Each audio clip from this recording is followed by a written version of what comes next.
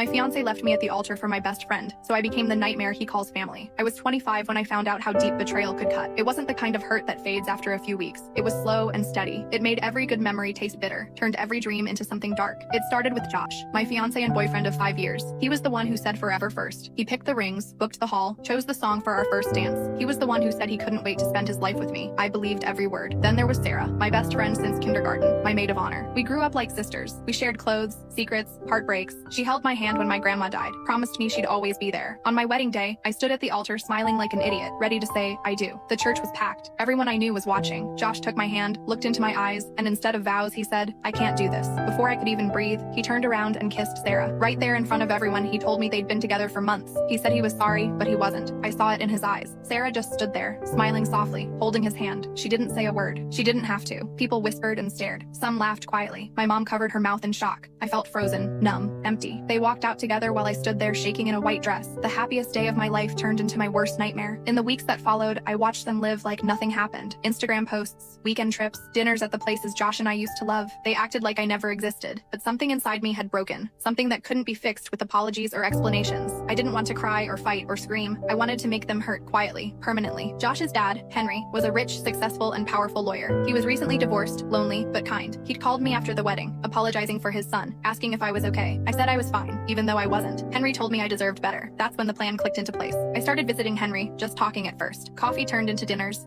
turned into late nights on his balcony. He told me how alone he felt, how disappointed he was in Josh, how his family had broken apart. I listened carefully, remembered everything he said. When he mentioned he wished he had someone who cared, I said I understood, touched his arm, and let the silence do its work. Within months, we were dating quietly. Henry was happy. For him, it was real. For me, it was calculated. Josh didn't even know until Thanksgiving dinner. When I walked into Henry's dining room holding his dad's hand, Josh dropped his glass. Sarah's face turned white. What's she doing here? Josh asked, voice tight. Henry smiled proudly. This is my fiancé. Josh just stared at me, eyes wide, jaw open. Sarah shrank beside him, gripping his arm tightly. You can't be serious, Josh said, almost whispering. Oh, I am, Henry said, squeezing my hand. I've never been happier. Josh stormed out, dragging Sarah behind him, but I stayed, laughing with Henry like nothing happened. 6 months later, we married in a small, perfect ceremony. Josh didn't show up, but Sarah did, standing awkwardly at the back, unsure how to act. I smiled at her from across the room. She looked away, humiliated. After that, every holiday, every birthday, every family gathering became a new nightmare for Josh and Sarah. They watched as Henry gave me the family heirlooms, the hugs, the smiles they wanted. At Christmas, Josh finally broke, cornered me by the fireplace. Why are you doing this? He asked quietly. I smiled calmly, coldly. Because you took everything from me. Now, every single time you look at your own family, you'll remember exactly what you did. He never asked again. He stayed quiet, miserable, knowing I had everything he wanted. The inheritance, the respect, the affection. Henry and I built a life together. It wasn't just revenge anymore.